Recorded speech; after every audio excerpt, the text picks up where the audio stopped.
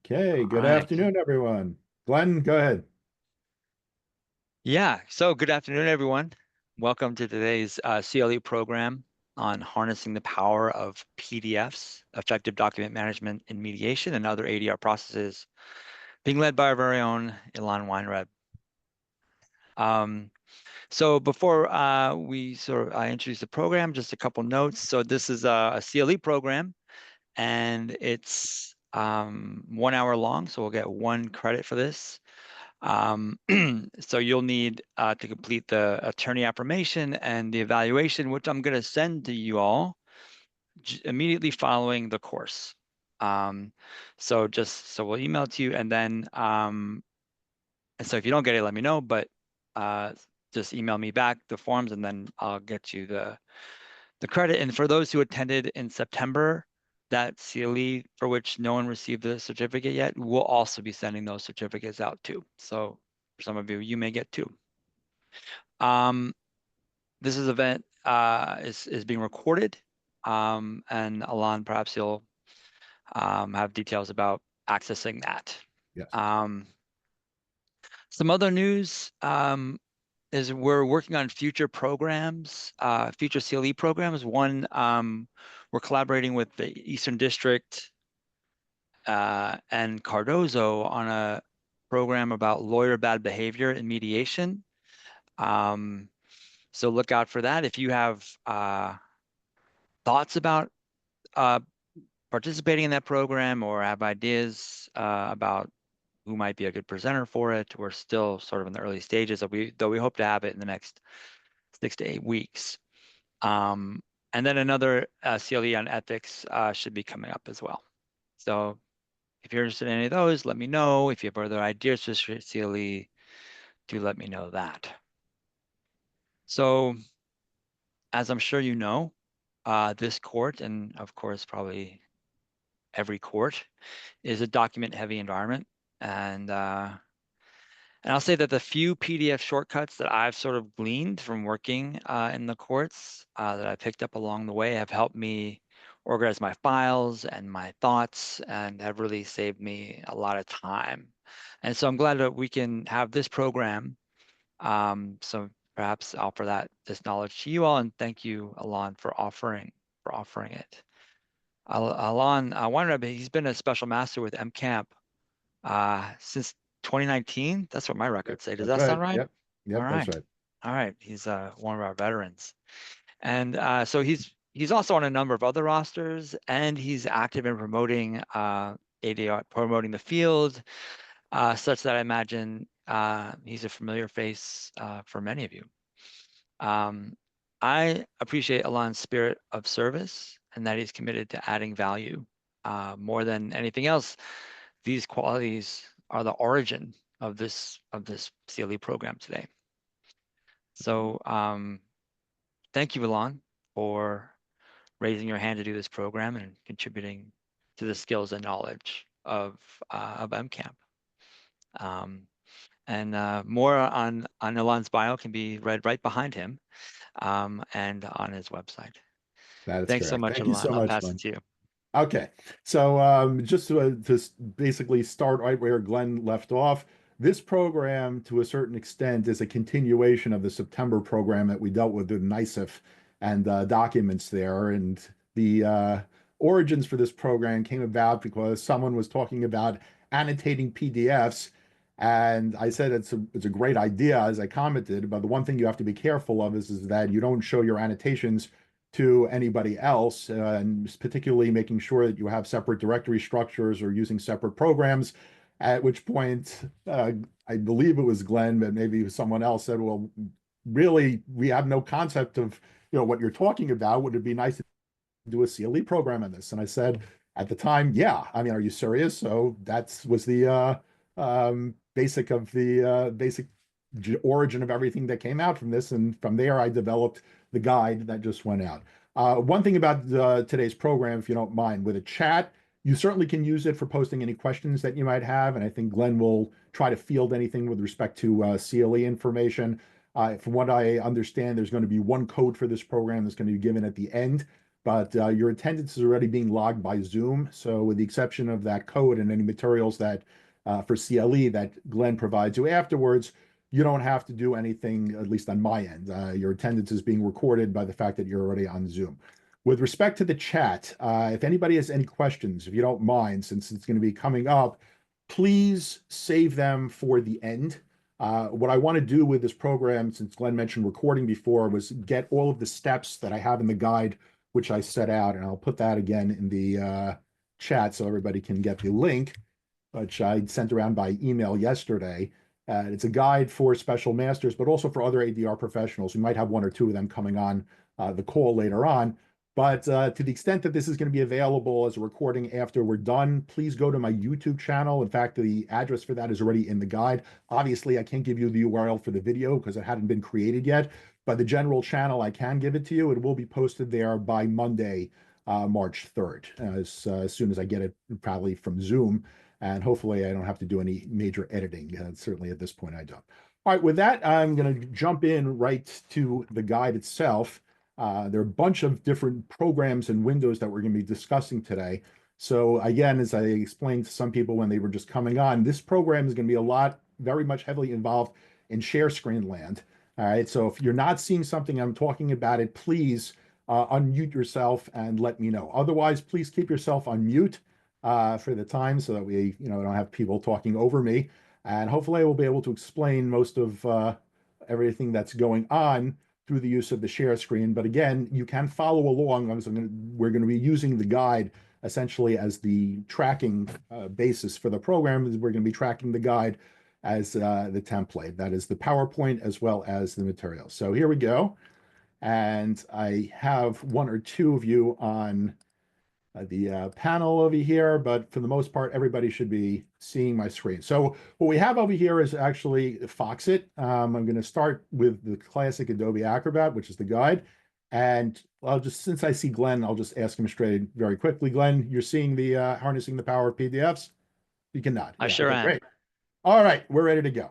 So on the first page of the guide, you have all of my information. I put that always at the front because inevitably someone is going to have a question which is technical in nature. I may or may not be able to answer it specifically on this program, but you could always get to me afterwards. My contact information is right there. And in fact, this is hyperlinkable. One of the things we're actually going to be discussing today, not with respect to websites, but with respect to individual files. So here, for example, in the table of contents, you'll even see we have an internal link, which is we're going to be discussing in section 3 of the guide. We go right over here and you'll see we're warped directly to section 3. By the way, if anybody's wondering, I sent that up through Word. You can do this very easily in Word. If you're not familiar with the tactic, don't print to PDF directly in Word. This is your first tip of the day. Instead, save as a PDF and make sure all the tabs for hyperlinks and what else are saved. Any hyperlinks that you put into the Word file will be automatically recorded in the PDF. All right, so that's your first tip of the day. But looking at the guide, we're going to go through a bit of the introduction. I gave you already the origin of this program where we started is basically jumping off right from the use of NYSIF.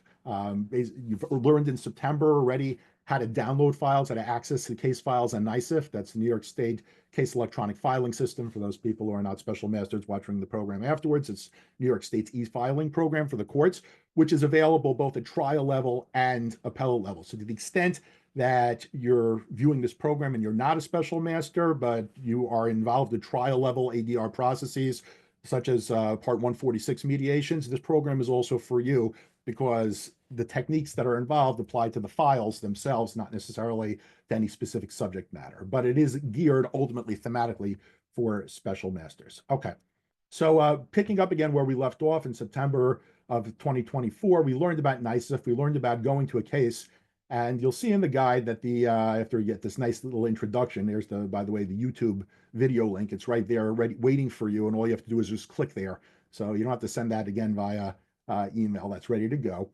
But getting to the case that inspired this entire program, Barnes versus Lee, I ended up getting this case from Glenn in early January 2025. I was pleasantly surprised after I found out it was extraordinarily voluminous that it's settled. So for all the people who are wondering what was the substantive aspect, what was the outcome of the case, it's settled. I have no idea what the settlement was. We got withdrawals for appeals. The thing about this case, though, was that it was particularly complicated. In fact, involved three separate appeals going on simultaneously. So we had people who were appellants, we had people who were respondents, and of course, there were varying briefs that were flying all over the place. 65, at the time it was 62, the last three documents were the withdrawal of the appeal, 65 documents in the NICEF the docket, and I believe that I had shared it. Does everybody see the docket? I have that up there. Glenn, are you seeing the docket? No, yes or no? The docket? What? Yeah, I have it on the web docket. Okay, hang on. That exactly is the reason why I wanted to do this. I may have to do a new share. Yes, that is the problem. And now, hopefully, are we good now? I see NICEF. Yes, that's what we need to say. Thank you so much. Okay, Glenn is an awesome wingman. So you see over here when going to NICEF, this is exactly where we left off in September 24. We got a lot of information. All right, you're starting with the notice of appeal, and until you get to the start reports of the record on appeal, everything for the most part is copacetic. Letters for requests for extensions, orders, the usual stuff that goes on in the typical appeal in terms of people asking for extensions. And then 16, the nightmare begins. All right. Well, let's put it this way. What was originally going to be the nightmare, and then we'll see how it becomes much more of a manageable reality. All right. 16, 17, 18, 19, 20, 21, 22, 23, 24, 25, 26, 27, 28. All right. 28 separate from entries over here. Sorry, 13. It's 13. From 15, from 16 to 28. There are 13 separate parts. You see that over here, volume 13 of 13 of the record on appeal.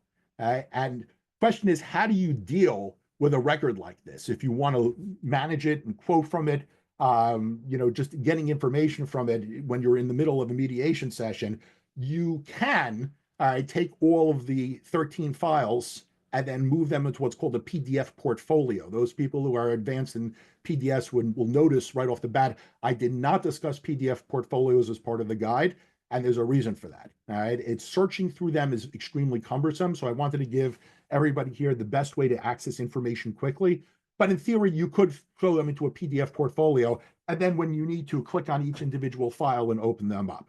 That is very much a Band-Aid solution, because if someone is quoting from a specific page on the record, they may have it in front of them, they may already have a combined file, and you're going to have to think to yourself, okay, what page is this? And then you're going to have to go to the master page, then look up which page and corresponding volume is, and think to yourself, oh, this is file 12, this is file 13, this is file 7. And then what do you do in a situation where one party in a mediation is quoting from one part of the record of appeal, another party is quoting from the other part of the record of appeal? They're two separate documents, let's say, of an expert affirmation, and just to give you a background on this case. This was a medical malpractice wrongful death case involving a back surgery, which actually went well. That wasn't the issue. The issue was the post-operative care. There were three core issues with respect to what happened. Unfortunately, the patient was involved, Ms. Stephanie Barnes, you see it's brought by the state of Dudley Barnes from the documents. And one thing which, again, is nice about this case being on NICEF is that it's completely, public record, so you don't have to worry about confidentiality. Unfortunately, Ms. Barnes passed away. It was due to an intracerebral hemorrhage. I had a big brain bleed due to blood pressure. She was hypertensive at the time. The question was, what duties were involved with the various physicians who were taking care of her, and that's why you have so many different appeals. You had the neurosurgeon who was involved, who was Thomas Lee. You had a nurse practitioner who was involved, the time Guarini. And then in addition to that, you also had another physician who was involved, Din. Dr. Din, Sophia Din, was a person who was involved, as well as the regular PCP, the regular primary care physician. I don't want to get too bogged down to the details right now because, again, this case settled, but that's just the general background went on. Of course, there's a ton of records, that went on with this, and that's what, for the most part, you have with the record of appeals, but there also were experts. There were experts from both sides. I shouldn't say both sides, right? From multiple sides. There was an expert on favor for Dr. Din in favor of the neurosurgeon as well, Dr. Lee. And again, there was a big battle of the experts that was going on. The three appeals involved the court's denial of summary judgment. All right, so procedurally speaking, the case was relatively simple. Substantively speaking, this case was extremely complex. And the question now is, of course, when you're looking at a record like this, how do you get your hands, on this information? But let's first discuss the rest of the legal landscape. All right, you got yourself your record on appeal, right? After record on appeal, of course, you have your appellant's brief. That's what gets filed with it. Or, if you're using with appendixes, either way, you're going to have that. So you have the appellant's brief, and you have, again, Gina Guarnieri, I can never pronounce her name correctly. As a one person, this was the brief which was filed for Lee. Sometimes people are nice and nice if they put in the comments, sometimes they're not. Here you have the respondent's appellants. All right, so it's labeled as a respondent's brief, but this is also an appellant's brief. And then you have the respondent's brief, which is going to be ultimately the plaintiff's side, which is Kellner and Kellner. That was the law firm for the estate of Stephanie Barnes, as represented by Dudley Barnes. And then you have various reply briefs and what else that goes through this. So you're going to have a whole bunch of briefs that are coming in. And then at the end, there are some orders with respect to staying the trial that was pending in the case. All right, so that gives you your basic overview of the case. A lot of documents with respect to the record and appeal, a lot of documents with respect to the briefs that are involved, and then there are a couple of orders that go along at the end afterwards. Sometimes those are important, sometimes they're not. There are three orders, by the way, because there were three separate appeals, so they all correspond. All right, so that gives you your basic run of the landscape. The question is, what do you do, all right, when you get all of these files? We learned in September how to download them from NICEF. You just click on each one of them and set them up. Question is, how do we now start to manage all of these voluminous documents? All right. So going back to the guide, and you'll see that from my introduction, I mentioned the guide is sequentially arranged. It's designed so that you perform all of these functions in the guide in order to get the best control and organization of the information presented. So we take a look at section one. I'll give you a 30,000 view 30,000 foot view, bird's eye landscape view of everything that's involved over here. You see, first thing you want to do is you want to take these PDFs and then you want to combine them in certain blocks. So for example, record on appeal, the 13 files, that's easy. There are 13 volumes. Let's put them all into one. So we have one centralized record on appeal. We could go anywhere on the record of appeal. We could search for the record of appeal all in one shot. And that'll be in section 4. But that's the idea. First thing we have to do is consolidate, combine, and merge. All right. Same thing with the briefs. All right, let's get facts on one side. Let's get law on the other side. Let's take the 6 or 7 various briefs, put them all together as one file, so that way we can move in between them. To the extent that we want to do annotations, then once we have our combined files of the facts and the law, let's have them done in that one file. All right, but there's another consideration to be brought out here before you do annotations, and that is confidentiality. Let's assume that you maintain one set of files, right, which you can do, all right, but very often, if you don't do what I'm about to tell you, you're going to run into hot water. You can maintain one set of files. You then go to an initial mediation session and you forget, right, to take out your annotations, or for that matter, you inadvertently share your screen and it comes up with that your annotations are present in front of the parties. If in your annotations, your notes that you're taking on the various files, and we're going to be going into this visually soon, but if you're in your annotations, you see, right, that all of a sudden you made a comment of, this is a really strong causation point for the appellant, right? If the respondent sees that, the next thing you're going to get is, oh my God, you're biased. Here's an automatic challenge to your neutrality. And the thing is that your thoughts are right in front of their face. So in terms of annotations, you have to be very careful about making sure that they're probably never seen by the parties, unless, of course, you want them to be seen.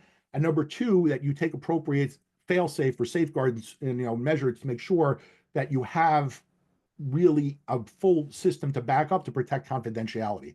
Otherwise, your neutrality, your trust, everything that you do as a mediator is going to be put at risk. And it's very difficult once the cat is out of the bag to go with that. Now, again, aside from maintaining 2 sets of files, which is my recommended best practice, another idea is to also use 2 separate programs, or 3 to a certain extent. I have them, set out over here. I discussed them in the guide. In front of us, we have Foxit. I'm just going to put that up over here.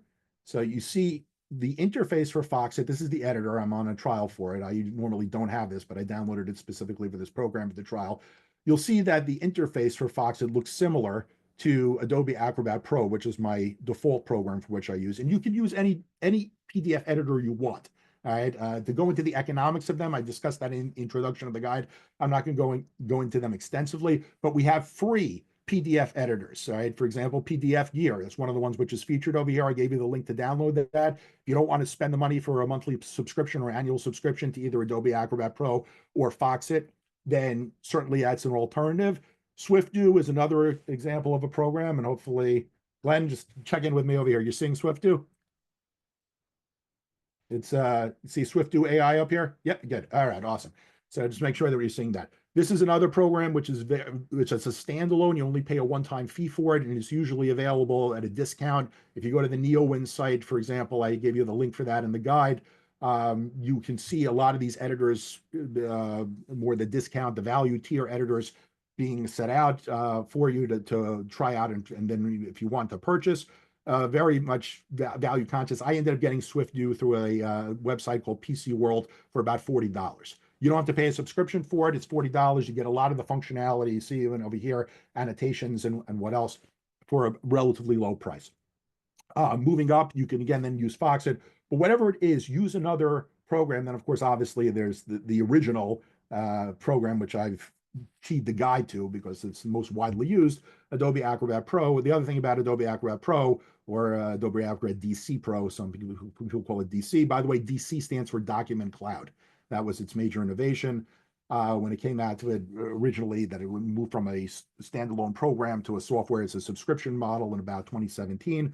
And since then, doing that, you have cloud space, so you can store the stuff on the cloud. Again, that's a cybersecurity consideration with confidentiality. I'm not going to discuss over here, but be very careful about, if you have a cloud-based program, about uploading documents to the cloud and making sure that you're giving the right links to your parties when you finish a mediation session. If there's some homework for them to be done from doing that.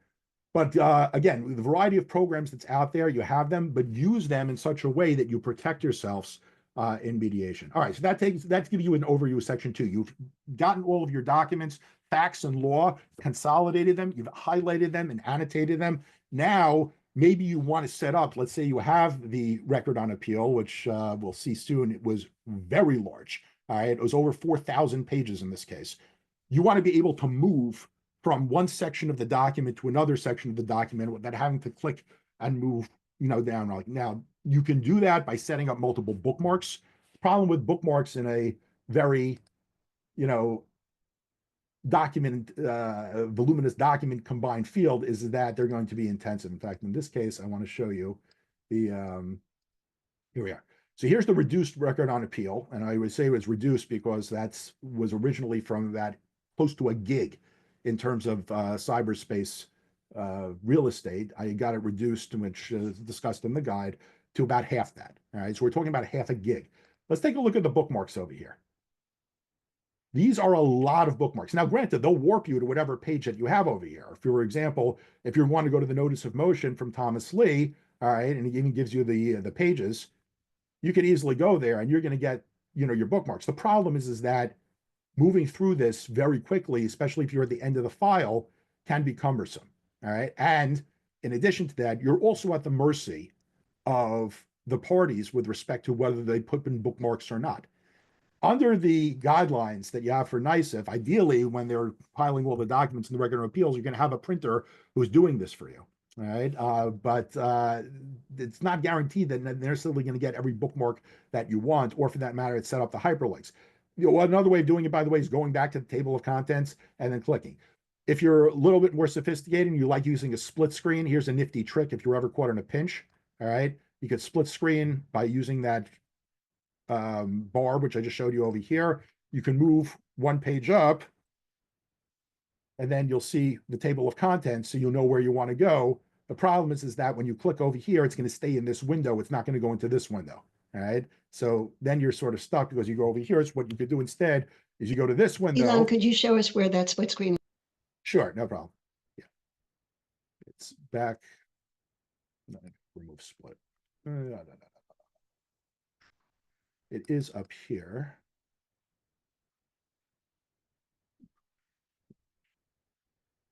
Twist menu bar. Just give me a second.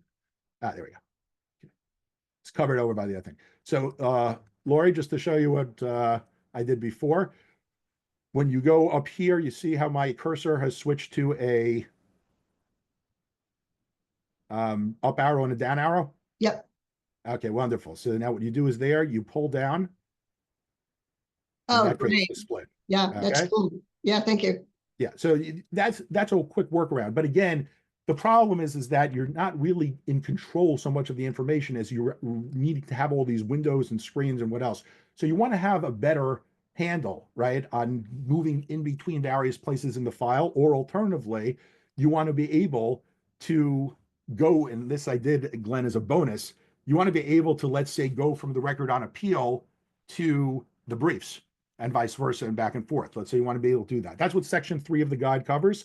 And section 4 is finally when you've done all your annotations, when you have all the links and what else that you set up, you want to be able to search quickly. For example, the term hypertensive vasculopathy in the case is a very big issue because it involves a causation point as to whether or not Ms. Barnes unfortunately passed away from negligence, from a departure from the standard of care, which was obviously the contention of the plaintiffs, or alternatively, was it due to circumstance? Was it due to this latent chronic condition of hypertensive vasculopathy that nobody could have ever prevented because she had developed it over a course of a period of years? And that, to a certain extent, is where some of the expert battle went into play. Hypertensive vasculopathy is a term you're probably going to want to search for, and it's not guaranteed that necessarily your annotations are going to correspond with what the parties are talking about.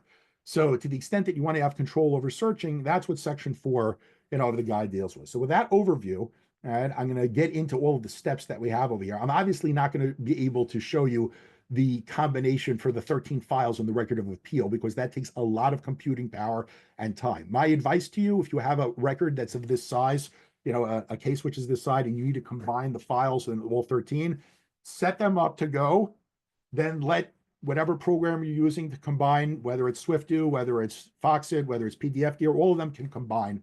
Or of course, Adobe Acrobat Pro, let them do their magic. All right. Grab a cup of coffee, come back sometimes 10, 20 minutes later, depending upon what machine you have, because when you're dealing with thousands of pages, it takes time to move all the files together. One other thing, by the way, also, when we get into the nitty gritties in terms of the technical aspects of this, and you'll see some of the shots in the guide are black, some of them are white. The reason why is because this was not actually done on 2 computers. Part of it was done when over my vacation in Florida, I was giving you screenshots. The idea behind putting in the screenshots, by the way, is not to give you an idea of how your computer should look. It's to give you an idea that the process works, all right, by showing you, the various aspects of my computer. Things are obviously going to look differently on your system, but by showing you the screenshots as I go along with each part of the process, I actually prove that the process over here works. So going back to the first step that we have, in terms of combining and merging the PDFs, let's now take a look at some of the documents, all right, that we have. Glenn, give me a check over here. Can you see the directory, the Barnes versus Lee? Yes, good. All right. So you get your files, right? And initially, you'll probably have your MCAP notice of reference when you first started out. You see over here, it was January 10th, when I got the case. The case, for all intents and purposes, settled 4 days later, but I was able to do some review of the file since then. So we're going to see some of the comments, and then I did some comments afterwards specifically for this program. But the first thing that you want to do is download all the files. This we covered in September of 2024. Set up a directory called original NICEF. You always want to maintain your original files before you start playing around with them. Right? And then you'll see in here, I have every single file. One thing which is an interesting tip, which I think is very useful that people usually don't get, at least intuitively, from NICEF. When all of these programs, SwiftDo, Adobe Acrobat, whichever one you're going to be dealing with, when you're ever combining files, they're going to set them up in a list for your files to combine. If you have numbers in front, where you're putting the NICEF number in front, such as the first one, this is document number 1 in NICEF, and I would use 3 digits, right? Just rename the file after you download it and put it as 001, 0021, whatever it's going to be. You, by the way, will get an automatic check on it by looking at the right side of the file. You'll see over here that the document number in NICEF is put at the end, all right? My suggestion is put it at the beginning. Arrange all your files so that you have them in numerical order so that you're ready to combine them very easily. And then, all right, as following the guide, which we're going to go back to in a second, once you have all your original files, it's time to start combining things. All right. So again, you're going to start by launching the program. I already have DC Pro. Again, I'm doing this for DC Pro, but a lot of the steps here would be very much similar for PDF Gear or for SwiftDo. You can even sometimes do it directly from your File Explorer window by clicking on the files and then putting them to combine. So let's go through this process. You have it right over here. First thing we're doing, again, in section 1, combining merging PDFs. Obviously, you start the program for doing that. You access the Combine Files tool. All right. In Acrobat, the tools are located in multiple places.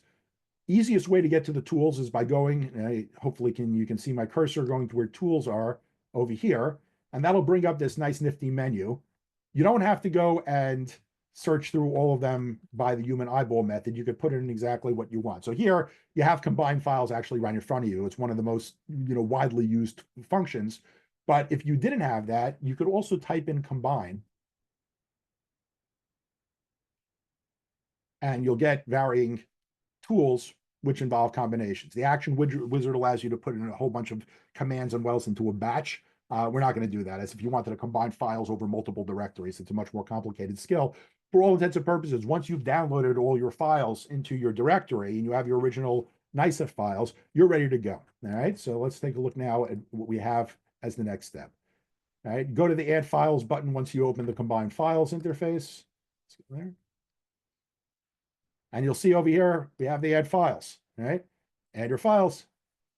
So for purposes of this exercise, what I'm going to do is, and you may not see my add files over here in the background. What's going on is another dialog that comes up, which allows me to combine various files. But you will see ultimately what goes into combining them. Let's go to the original NYSCEF. I'm going to combine the 3 orders because they're easy. They're all basically one page, 61, 62, and 63. And you're going to see the list is going to be coming up in a minute.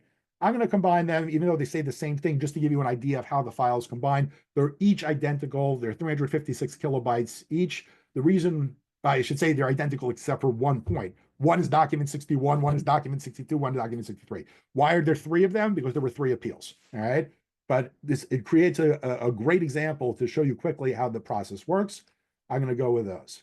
Okay, now everybody should see the 3 files that I selected, all right? Here we take a look at the numbers. Because I've already numbered all of the files using the number in front system, they're already lined up.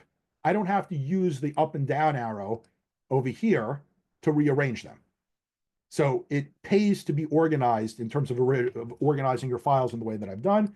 Very simple from there. Afterwards, 61, 62, 63, they're all good. Hit the combine button, and then we wait for Adobe to do its magic, which will check for security settings first. I have mine set up to be a little bit more cybersecurity vigilant with respect to various macros and other things that can open when you have a file.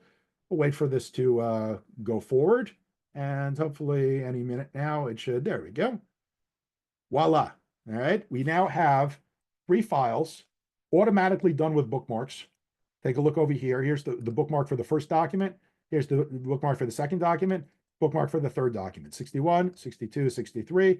We're all set to go. You see this file over here, it says binder. One thing that's nice thing about Adobe, and I'm sure it's with the other programs as well as a fail-safe, it will not allow you to just close this out, all right, without saving it as a document first. So I'll show you what happens if you try doing that. You see I'm getting a dialog box. Do you want to save the changes to binder 1 PDF before closing? The fact that it's named binder 1 gives you a good indication that it's a combined file. It's like we're putting everything to a loose leaf binder. That's why Adobe Acrobat used that name. And then what we do afterwards is, in this case, we would probably hit yes. That's not the recommended way of doing it. The recommended way of doing it, if we're going back to the guide and just look at our steps over here, we've arranged the files, and now we're going to combine the files. We did that already. We're going to get to reducing the file size in a minute. We're going to over here, save the combined PDF. All right, we're going to go to the file menu. We're going to go to save as or save, either one in this particular case, because binder is that. I'll do save as just because that's what's written in the guide. You pick your directory where you have it previously. Originally, I have an original NICEF. Then you would move it to a different directory as a combined file, and then you would save it there. Okay, I'm going to show you in a minute how that looks, but in terms of the combined file. But that's what happens when you have the fully combined file. So we would save that. And I'm going to click off of this right now because I have this saved in another directory. So just give me a minute. Okay, there we go. Actually, I did a combined stipulation, even better. All right, here's one that I did afterwards. I originally got some stipulations resolving from an appeal. So here's the real life example. You see, these are stipulations which are filed, by the way, as document number either 64 or 65 on the docket. So these were ready to file with the court. When I received them, they were also passed over to Glenn. It was very easy to take all of these, and instead of sending Glenn a set of 4 files, I was able to take them all, combine them, and you see them over here that I combined all these files into one. Okay, so here you have an example of a combined file.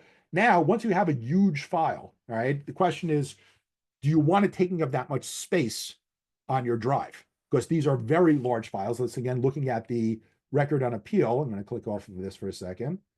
And let's take a look just at the cyber realty that some of these files take up. All right. Again, I have a directory called annotated, which we're going to be using to look at certain things. But looking just at the annotated complete reduced, all right, you see over here, this is 411,921 kilobytes. That's half a gig. That's a huge file. But before I reduced it, it was close to a full gig. So we're talking about a 50% reduction, which is a major savings in cyberspace. Reduced files also are faster and they open up much more easily.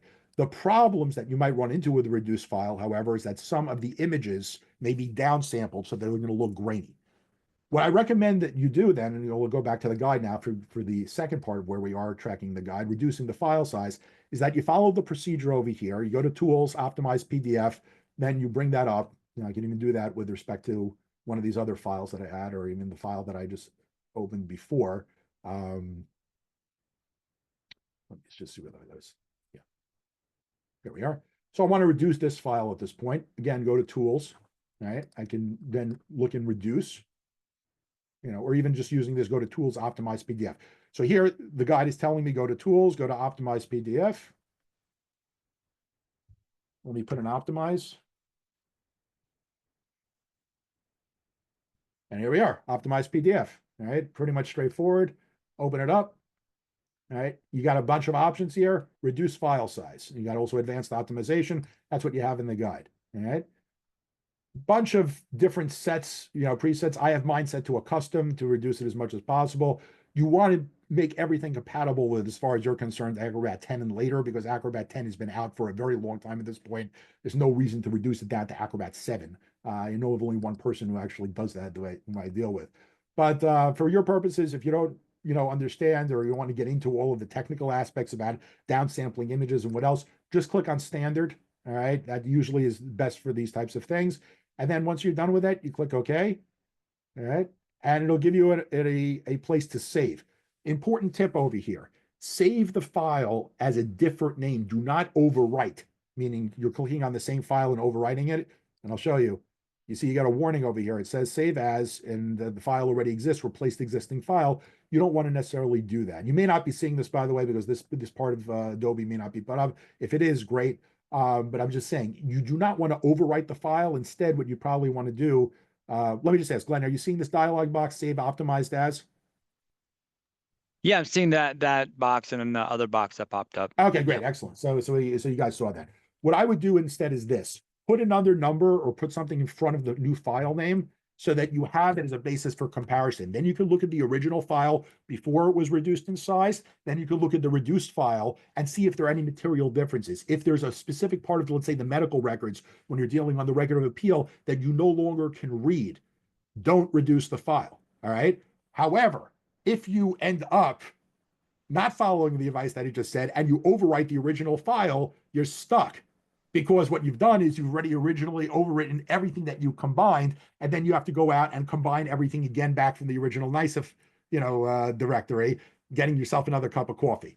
So that's what I recommend doing. Just simply put another number. So here I'm going to put 22025. I'm going to save this file, and now I have this reduced. All right. There's not going to be much of a material reduction in this particular instance because the files themselves were rather short. But let's see what there is anyway. Let's just take a look. Yeah, over here. The original file is 125 kilobytes. The reduced file that you have is 118. Again, this is an instance where there's not going to be much of a reduction, but notwithstanding that, when you start dealing with very large files like the record on appeal, you're going to see a major reduction by doing the reductions process. All right, so that takes you to the step of where you're ready to have all your files consolidated. I'm just going to delete this file now so that we don't have to have it in the directory anymore. Let's see. There we go. Because it's still open in Acrobat. Okay, hang on. Yeah, that's the other thing. You cannot delete a file when it's already open in Acrobat. There we go. Okay. So now we have all our files. All right. Once you've gotten all your files combined, you've gotten your facts again from the record on appeal or the appendix on appeal.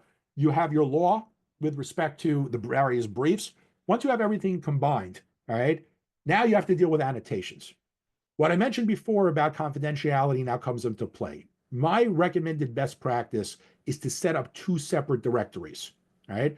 The first is going to contain the original files that you have as reduced, all right? I kept actually the original files here just to show everybody the, sometimes the savings for doing that. But I don't know if I remember I reduced them or not. But the point is that you want to keep one directory. As you see over here, it says briefs and records on appeal. That's not annotated. These files stay pure. You don't touch these files. Once they're reduced, once they're all combined, this file structure in this directory, this particular area of your computer, you do not touch until you get to the initial mediation session. When you get to the initial mediation session, you're going to want to have these files ready to go, but you're going to open them in a different program than the one you're normally used to prevent any sort of annotation from going to the other side, and then share only that. So let's take SwiftDo as an example, because it does have a different interface. If you take a look at it, I'm looking at SwiftDo right now. It has a completely different interface than Foxit, right? Everybody see the purple? Yep, good. Now everybody look at SwiftDo, it's more of a green interface, but it doesn't have any of that dark purple that I have there. I know that. If I wanted to use Adobe telltale sign is going to have the Adobe Acrobat icon all the way at the front. I could use that, and I could use Foxit. I know I'm in Foxit because I have that purple, and again, that's customizable. You can pick any color you want for that large purple bar at the top, and Adobe, of course, is going to be different. Pick one program that you normally use if you want to use it for annotations. That never gets shared in your initial mediation session, whether or not you're doing it hybrid or whether or not you're doing it pure virtual, all right? That never gets shared. And of course, if you're doing it hybrid and there are people in the room, be sure that nobody's coming around your computer and that you're making sure that no one's looking at your screen when you have your annotations. Obviously, the human eyeball can sometimes circumvent the best cybersecurity protocols. That's one example. So the consideration for hybrids, but with respect to, let's say, just say a pure virtual mediation, which a lot of us are doing now post-pandemic, make sure that you keep your program straight, all right? Dedicate one program specifically for the parties to view. That's the program that you share. The other program, let's say I'm going to use Adobe, you never share. If you follow this advice, you will never run into a situation where anybody sees your annotations and your thoughts. And by doing so, you will protect your confidentiality. And in addition to that, you will protect your neutrality. So again, two sets of files. One are going to be unannotated, one which are pure, the ones that you have over there. The other ones are going to be annotated. And to that extent, I recommend keeping two separate directories. One, and again, Glenn, this is important. Are you seeing this? Briefs and yes, just a nod? Okay, good. One directory would be briefs and ROA. That stands for record on appeal. Another directory would be annotated briefs and ROA. And notice how I've put annotated all in capital letters. All right. That prevents you from just automatically glazing over it with your eyes. All right. And figuring out which one is this. If you want to, for example, put A briefs and ROA, that's a disaster because the difference between A briefs, all right, and briefs is not going to be prominent. You want to do something which is prominent as a safeguard, as a fail-safe to prevent any of this from going on. All right, once we have our files set up, all right, you want to then decide what you want to do in terms of annotation. So let's take a look at what I did. All right, let's looking at this. First, how do we annotate? All right, let's go back to the guide. And this is probably the most important thing that we're going to be discussing today. So I'm going to spend, some time on it. I see that we're running a little short on time, but we'll get to everything. Don't worry. Okay. So highlighting and annotating, all right, this procedure works for all intents and purposes very similarly in all the programs that I just described. Is when we get into section 3 that start things get a little bit different, and then section 4 is only specific, at least for the programs that I have, to Adobe and Foxit. All right. Again, open and launch your file. You're going to access the commenting tools. All right. And again, I'm going to show you some screenshots over here. Here's your screenshot for comment. I'm going to blow this up so everybody can see it a little bit more.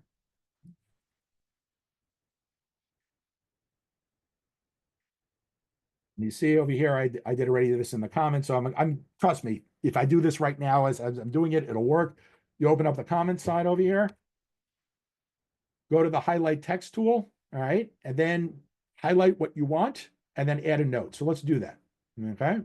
And that takes us to this point over here, which I'm going to show you in real time. Here you see that I have all the files set out in the full record on appeal. So this is the reduced one record appeal.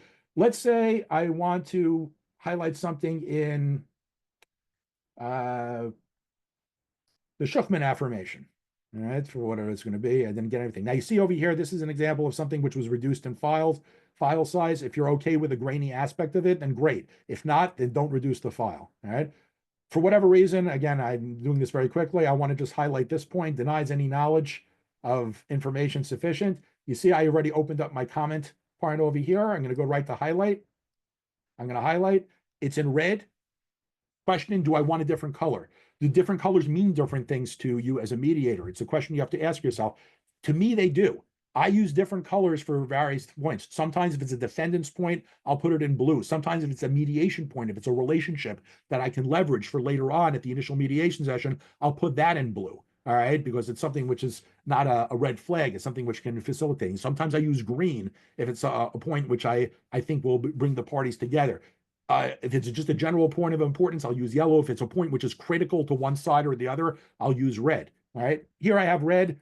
You want to change the color? You can do that very simply just by bringing up the properties, selecting the color that you want.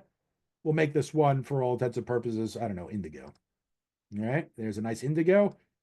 And then you're following the guide. Once you do that, you can open a pop-up note, put in an annotation over here.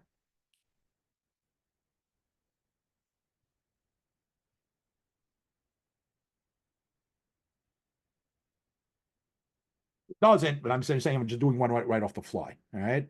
I'm going to show you now some of my other comments. You have that. You're done.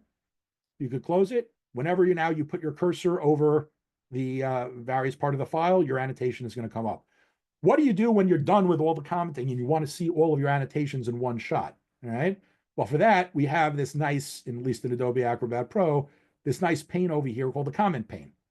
And you can print all of these, by the way, as a separate document with respect to the individual pages. So if you like doing that, you can print it as a separate PDF.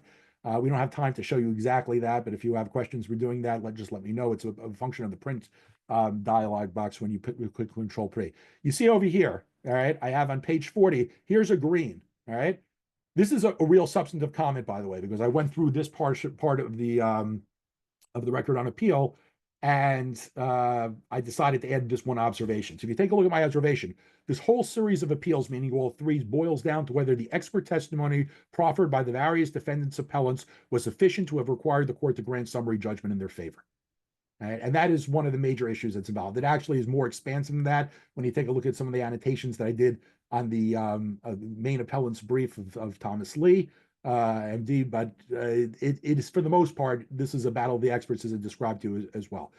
This is my observation after reading through this document. I've colored it green because for me, this is something which will get the parties maybe to come together by centralizing what the core issue is over here. And you can see I've done similar types of annotations throughout the entire record appeal. Now, if you take a look at some of the annotations I did over here, Why would I put something called Kirk, Spock, McCoy? All right. Yes, I am a Star Trek fan, but that's not the reason. The reason why is because you use certain words that you come up with of a certain place that you want to go to later in the various information when we get to step 4 in searching. And you remember, Kirk, Spock, McCoy is an important point in the setup.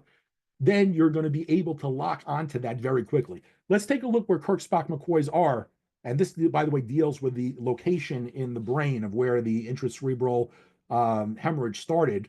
And that was, of course, a major issue to determining whether or not there was hypertensive vasculopathy or whether it was just a lack of proper post-operative care, according to what the plaintiff at least alleged over here. I'm not saying there was or there wasn't. So I put over here, this is an important point from an expert affirmation. I believe this is Dr. Goodman, if I remember correctly.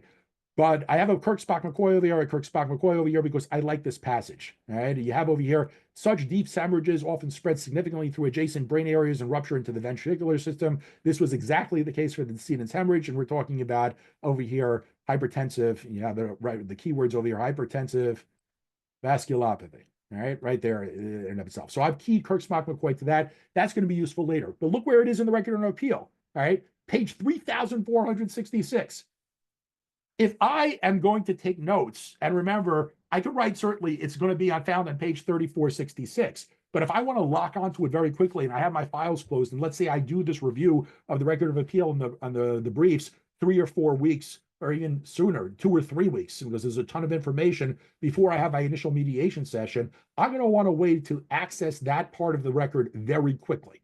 All right. So putting an annotation in with Kirk, Spock, McCoy, and by the way, that is searchable when you compile the index that we're going to talk about in section 4, you will be able to lock onto that very quickly. All right, that gives you the basics now for annotations. All right, again, there are different types. I go into that in the guide. If you like shapes, for example, because you are more of a geometric person, you can do that. If you like sticky notes, the Post-its that we would normally put on, there's a special option for sticky notes that's discussed in the guide as well. And here you have an example of a combination of annotations in terms of form. Here I drew a hexagon. On top of that, you have another annotation, which is a purple sticky note. Let me blow this up a little bit more so everybody can see it better. You see over here, I have this nice hexagon. I have a sticky note, and then I have another sticky note, a traditional one with a highlight. And then you see over here my comments. All right, I've never used shapes as part of Appellate Division 2nd Department ADR work, but insofar as some find them useful, I've kept this in this program. So here's your guide for doing that. The guide will tell you how to adopt whatever type of annotation you like. Most mediators that I've worked with, and most litigators for that matter, or even arbitrators, use the standard highlight with a pop-up note. That's just the easiest. You highlight, you right-click, you put in your annotation, and you move on. When you open an annotated file in any of the other programs, your annotations will appear. They may not appear in exactly the same format, but they will. One quick note before we move on to the next section. If you take a look at this particular screenshot, I did write, someone might just ask, can I just put text directly on the page?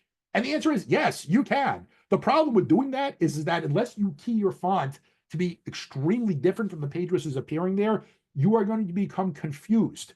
All right. And you notice over here, I even colored it differently.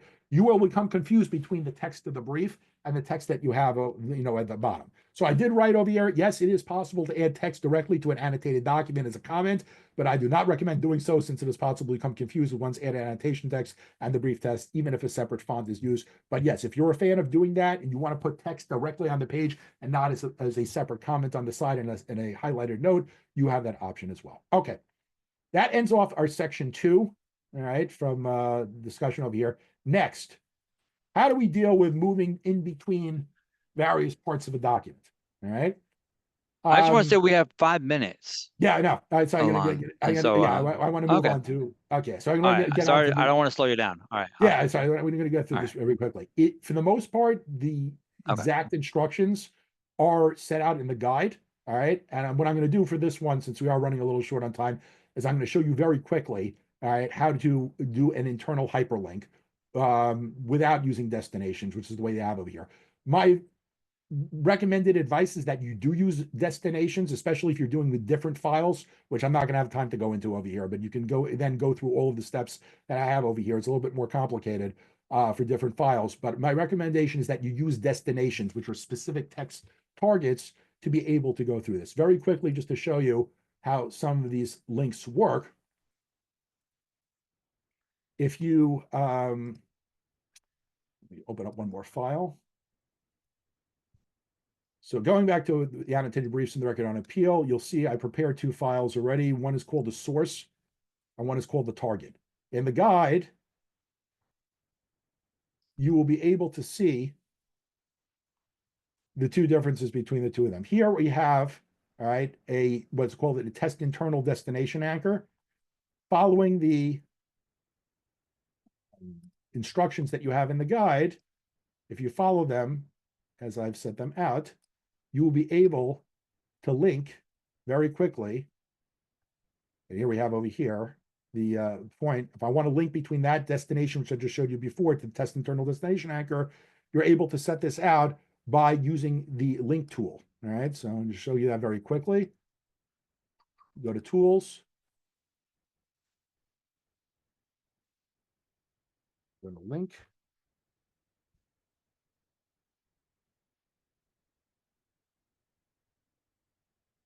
Here's an add web document link. I have that one that's over there. This one can be edited. All right, we're not going to do that one though right now. I'm just going to put that over here. You see the create link box that comes up. All right, you go to page view. Go to the place in the document where you want to go and set your link. I'm going to put it basically at the same basic page. You set the link, you close out of editing, and you're done. Okay, that is the easiest and fastest way, but it doesn't use destinations. So for that matter, I recommend learning how to use the destinations process. But once you do that, you're ready to go between both places. By the way, quick tip: Alt back arrow allows you to go back to the last place you were in the document. So over here, I've created an invisible link, and I move onwards. All right, once you have the ability to have everything annotated, and again, starting from combining everything, annotating everything, moving on to the links, the last thing that you're going to do is you're going to do a building of an index. All right, this is discussed in the guide at length. And let me just tell you the advantage of going forward with the index procedure as opposed to just searching with a control F. All right, it's speed. I'm going to show you right now, if I try to do a search for, let's say, hypertensive, which, as I said before, is going to be our key point in the search. There we are. So section 4. Let me show you what happens. Let me close these documents down. I don't want to save my changes. So I did those already. And if anybody wants these files, with the exception of the record on appeal and the, I can even give you the case briefs, the annotated case briefs, with the exception of the record on appeal, because they're just too big to put. Just let me know, send me a request. I'll give you some of the files that I already set up that we discussed over here, no problem. So let's say now I'm looking at this record of appeal. Look at the pages, 4,669 pages. It's a huge document, right? A huge combined set of documents. I want to search for hypertensive vasculopathy, all right? Well, let's try putting that in.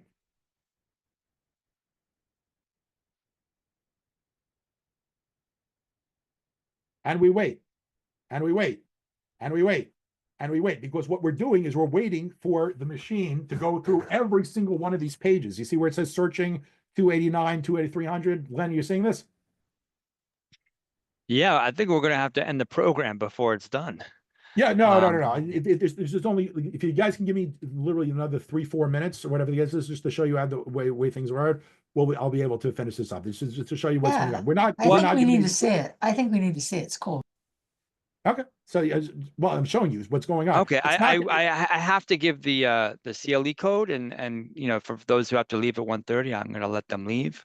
Just give us the code. But everyone, yeah, I'll give you the code, and here it comes. But and then you can continue, Alon, okay? Yeah. And anyone else who wants to stay on. So I only need another 5 minutes or so. So that's got it. Go ahead, Okay. Glenn, give us the code. So the code is Kirk Spock. That's KIRK SPOCK. Kirk Spock. And so you could put that on the affirmation when I email it to you shortly after the conference. So again, the code is Kirk Spock. Kirk Spock. Okay, and with no space, by the way, between Kirk and no Spock. space. Thank you. Right, and that's going to be important, by the way, because we say, as you see, we're going through this record, and we're not getting anything. All right, the term is there, by the way. It's just not showing up. If you're in the middle of a mediation session, you're trying to search your document by doing this, you're not getting anywhere. All right, we're going to stop this. This is a waste of time. Instead, and going back to the guide, let me give you your basics of doing this. First thing, which by the way is most important before you build an index. And again, this is more for the programs like Adobe Acrobat Pro and Foxit Pro, the ones that have this capability involved. It is an advanced search capability. The one thing that you want to make sure of is that all your files are appropriately OCR'd. That means that they've been recognized as text by optical character recognition. All right, I've given you a small guide, both at the beginning of the guide and at the end, a link to a page to allow you to do that. The reason why I didn't put that as a procedure in the guide is because NICEF does it for you automatically. So if you're getting your files from NICEF, you shouldn't have to OCR, but if you do have a need for OCR because it's not precise enough for whatever reason, I have included that as a link in the guide at both the beginning and the end. All right, so again, preparing your PDFs, it should be consistent formatting. You're going to want to then build, all right, a index to allow you to search all of the words in the document without having the computer move sequentially from page to page, essentially searching across it all the time. So we're not going to have exactly enough time for me to actually do this for you right off the bat. Trust me, though, if you follow the procedures over here, I've done them 2 or 3 times, in testing out for today, they work. Basics, you're going to set in Adobe Acrobat Pro something called a catalog, all right? That allows you to take a whole bunch of files, put them all in your directory that you have, use your annotated, files if you want to get your annotations put up in the search, build that, okay? Build that index, all right? Once you have, you see over here, there's an icon for build. And again, you can review this in the guide, follow the steps. They're very detailed, but they're very specific and very exact as well, okay? You see what building an index does. An index, again, is an index of all the words. So you're not searching page by page by page. You're instead searching an entire file, like the way a search engine searches. All right, it's basically an onboard search engine. And you see, by creating an index, all right, you'll be able to lock on to something very quickly. All right, once you've built your index, you're going to bring up an advanced search function in Adobe, and that's going to be by going to Control-Shift-F. And then afterwards, you're going to go to the link that says Show More Options. And it's very useful to have the graphics over here. And I'm going to do this in a second just so everybody can see this. Just want to outline the procedure first. You're going to, after you've built your index, an index, by the way, is something called a PDX, Paul Donkey Xylophone. All right, a PDX file, it stands for a PDF index. Once you have a file like that, you could search across the entire index, and that will include all of the documents in the directory. So we're searching facts and we're searching law simultaneously, all right? We're going to also put on something called proximity. There's a way of adjusting that. That allows you to search X word within Y word. So in the default, by the way, for Adobe is 900 words. So if hypertensive is within 900 words of vasculopathy, you're going to get a hit, all right? My advice is that you go to edit and then go to preferences, and change that down to 150. But if you forget and you don't, have it, don't worry. 900 works very well for most searches, especially if they're specific. All right, like we're going to be doing, for example, with Kirk Spock. All right, so now once you have this done, you have your index set out. Let's give it a roll. All right, here we go. Putting theory into practice. All right, you could go to advanced search by doing it both ways, and hopefully everybody is now seeing this. Glenn, give me a check over here. Are you seeing this? And there's somebody else. Just not. Yes, I can see it. We're seeing You can see it. Okay. Go to show more options, right? Now, what were the 2 words that we said before? Kirk Spock, right? Kirk Spock McCoy. Okay. We're going to go and set our options according to the guide. You're going to go to currently selected indexes, which I did, or for that matter, we have enough time to show you this. Go to select index. I've already built my index before. Here's my index in annotated briefs. I click OK. Now I'm searching in the one index for all of my facts and law at the same time. Switch this to match all of the words because I want them to go in order. That will light up the proximity box over here. And now, here we go. Kirk, Spock, McCoy. Remember that search we did before? It was going page by page by page by page by page, and we weren't getting anything? Boom. 2 documents, 4 instances. And here you go. Yeah, it says it was modified since it was last. Okay, that's something which is important. I would have to rebuild the index over here, but don't worry about it because if you take a look at Kirk Spock McCoy, here we are. This file was modified. We save it and rebuilt. All right, that's discussed in the guide. But you see what I just did over here. Kirk Spock McCoy came up in the briefs on page 282. That let me know that I'm at page 3253 of the record on appeal. And since I set a link that was to a different file already on the record of appeal, I now can go directly to the record of appeal using that advanced hyperlinking that we discussed in section 3. Again, follow the instructions of the guides there. That is my 5 minutes. I just want to take 1 more minute to sum up very quickly, and then I'll deal with any questions for the people who are on. All of the instructions in the guide, as I've done them, and I spent about 50 hours, putting this program together. All of the instructions in the guide will work for Adobe Acrobat Pro. They should work for the other programs, but not necessarily in the same order or using the same commands. Like anything else, computers only do what you tell them, all right? It's very important to remember this. They will not do necessarily what you want, even if you use advanced AI. And by the way, a lot of the prompts, a lot of the guides, I started out using Gemini Advanced as a basis for writing these, and then I started using the steps that came with Gemini Advanced, and guess what happened? It blew up. All right, they were giving the instructions for items and icons from prior versions of the program that don't exist anymore. And that's because computers can only do what you're going to tell them to do, and they have a limited set of information, even with the large language models.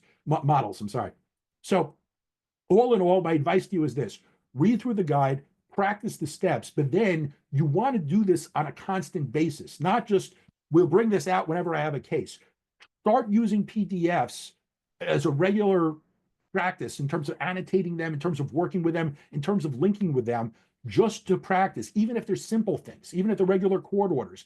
Use them with respect to 4, 5 page, 6 page documents, write crazy annotations like Kirk, Spock, McCoy, and then see if your searches work. Because if you get involved in the practice, like anything else, you practice it over and over again. Practice makes perfect. Eventually, if you follow the guide enough, you will not need it anymore.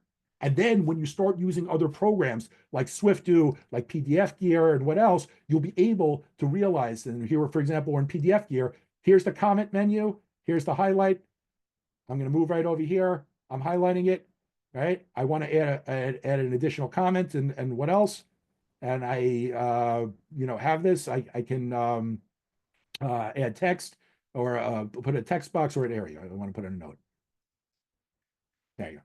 So there, by the way, I just did this on the fly. I realized what I wanted to do.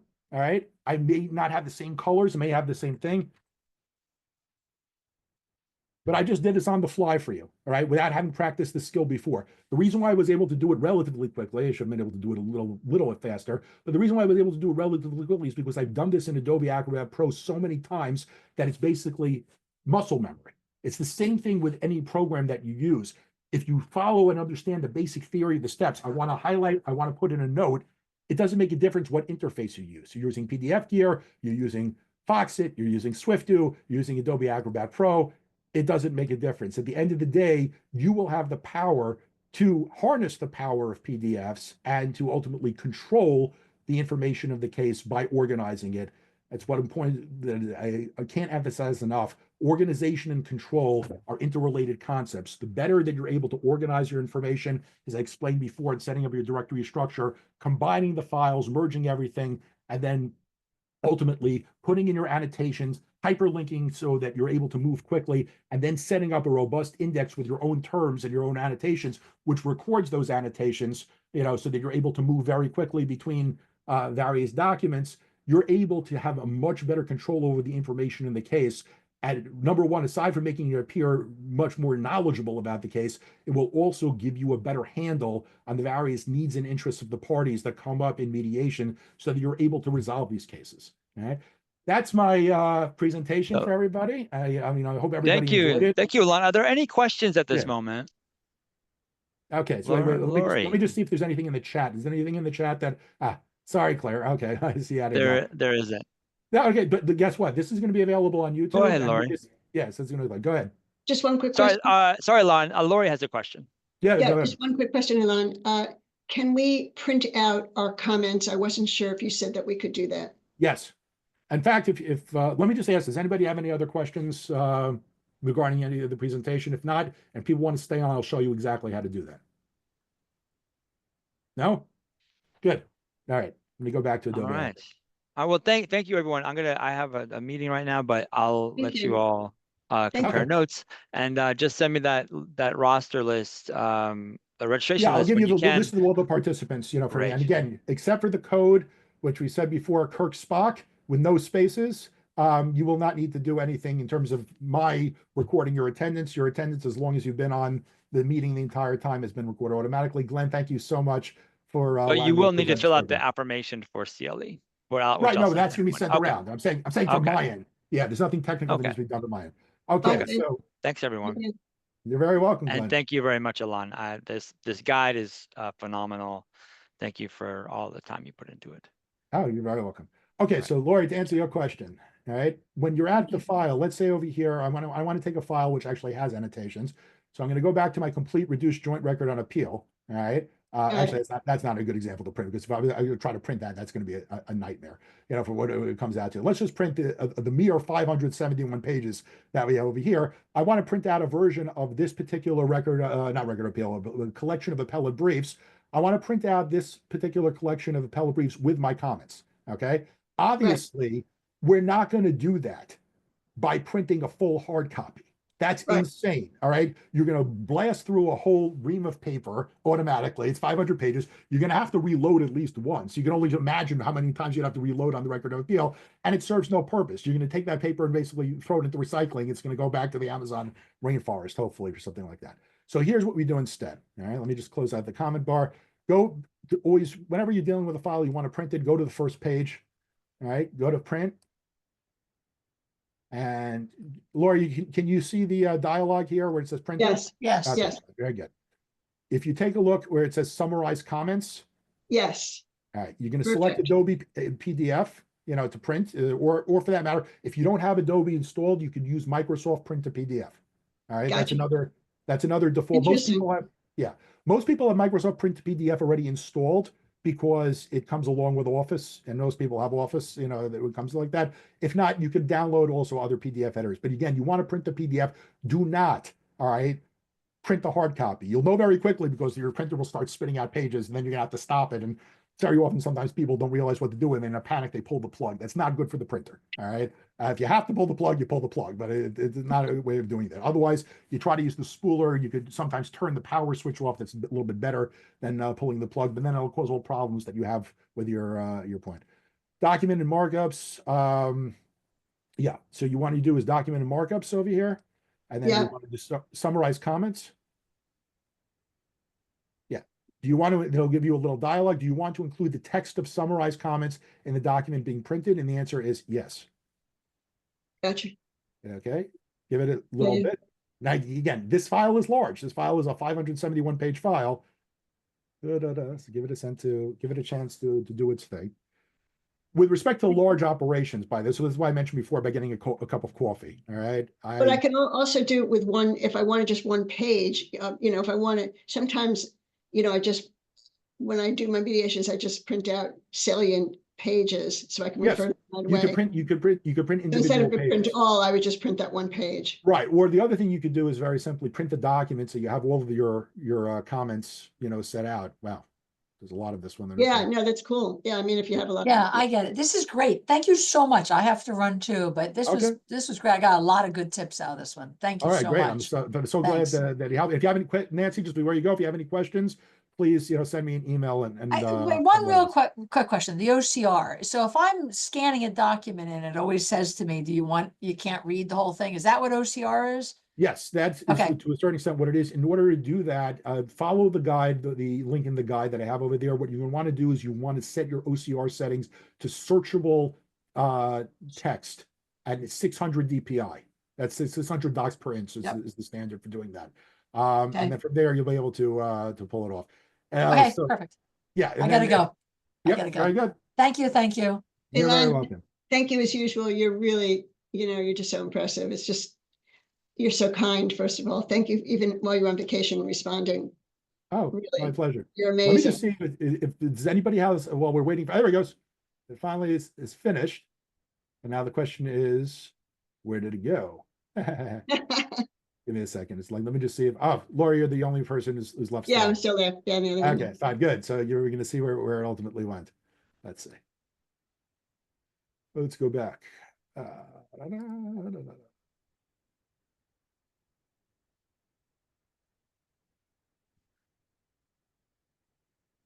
This is SwiftView. All right, hang on. It's not the share. So you're totally all electronic. I mean, it's just yes, fantastic. I am completely electronic And I didn't realize that everybody who's electronic are doing it through their PDFs. That's what I learned today, you know? Oh, good. Yeah, no, that's the PDF is the digital currency of document management and Fabulous, information. fabulous. Yeah. So let's see now where I'm closing some down. Some of my windows are there because even I get confused when I have this many windows over here. Now I don't want to save my changes in PDF here. That's going from there. Now I should just have Adobe Acrobat open, and it's what I want to see. Wait a second. How was your vacation, by the way? Thank God, it was very nice. It was very nice. Let's see what's going on. Ah, there we go. Okay, it has come up. Just give me a minute. It did come up.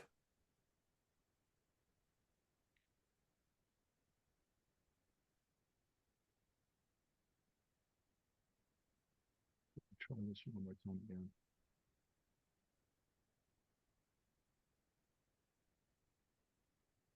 It might have crashed, unfortunately. You know what? Give me a second, guys. I want to do it with, but I have to waste video time on this. So let me just pause the recording. Bear with me. Okay, we are back, and after a somewhat lengthy delay because Adobe had to crunch through some pages, I am pleased to report that we were able to at least partially go forward with Lori's request. And we have a document now that's been produced. Wait, that's the wrong share. All these programs going over. There we go. Which has the let's reduce combined appellate briefs. No, we have to want to get the other one. And no, I want to pick the wrong window. Hopefully the third time will be the charm. There we go. Now we got it. All right, so I'm going to go back and close out of organized pages. This document has a summary of all the comments of the previous page before. You see over here that there are various footnotes, and I'll make this a little bit bigger for the people in the video who are watching. Footnote 2, for example, footnote 1, footnote 2 corresponds to the following page where you have a summary of comments of all of the comments that are on. And you'll see that sometimes they even come out in the same font. For example, that comment which I had before regarding text, it's possible to add text directly to an annotated document. You'll see that actually that is my comment and it's in the same font. But you'll see also the type of annotation that I did before. Here you would have a highlight. This is an orange highlight. Here's a red highlight. Here's the polygon, the shapes that we had before. And here's a classic sticky note. All right. And you see some of these obviously are related to the comments regarding the process that I used for the shapes. This one was a more substantive comment. The court below was clearly capable of distinguishing between defendants deemed worthy of being let out of the case in summary judgment and defendants not worthy of being let out. You'll see this is a red because it is a particularly good point for the respondent, for the plaintiff in this case.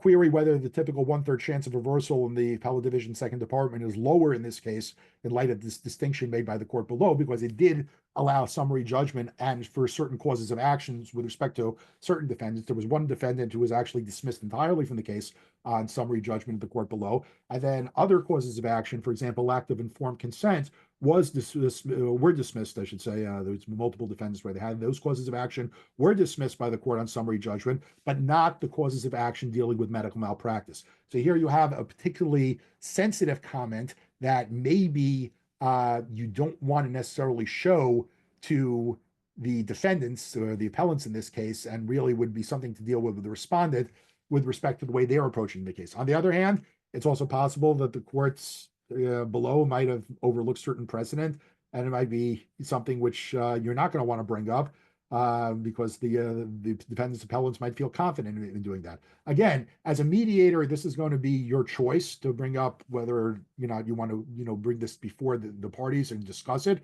but you certainly don't want the parties to be seeing your comment. All right, and that's the reason why you have, again, separate documents. I would not want the appellants in this case to be seeing this document, because essentially it's telling them that their case is not as strong as they think it would be. So that's the aspect that we have of printing your comments out. And then if you want, because this is a very large set of documents, we saw before, we started with 571 pages. The additional pages that we have now with 594 are added as summary comments. What you can do afterwards, if you have limited comments, is you can go and just excise using the extract function, something which I didn't discuss in the guide. But again, it's relatively straightforward. It's the reverse of the combine function. Just select the pages that you want a thumbnail view and then extract those, and you'll have all of the pages where you had comments along with a summary.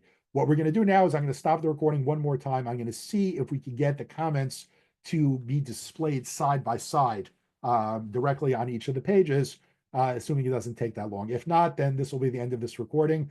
But one way or another, I just want to, at least for right now, before I forget, I want to thank Glenn Parker. I want to thank also all the special masters who attended today. And for those who are seeing this video for the first time, you're getting some additional bonus content because we are long past the time that we finished the official CLE at 1:30. But the beauty of video is that, of course, you could pause it and just add on stuff afterwards so I don't have to edit. All right, I'm going to stop the recording now, and hopefully I'll be able to resume it afterwards. If not, though, I will just bring the recording to a close with some closing remarks. Okay, so I'm back with Laurie again. Unfortunately, we weren't able to do an exact side-by-side presentation, but according to at least the quick search that I did on Google, it is possible, something for me to work on in the future, and hopefully I will be able to pull that off. One quick fix around it, though we did discuss, is you are able to extract or export, I should say, all of the comments from the comments pane in Adobe Acrobat Pro to a Word file. Then you can take those snippets, and if you want, using Screen Snip, which is Windows key, not Control, Windows key Shift S. In Windows, you could take a screenshot, and then using either a graphics editor or Adobe directly, you can paste those images directly on, assuming that they're not small enough. Laurie, thank you so much for staying on with me. And again, I want to thank everybody who attended today's presentation. The recording is now complete. And if anybody, again, has any questions, please feel free to call me at 516-620-9716 or to email me at eweinreb@weinreblaw.com. Thank you very much and hope everybody has a great day.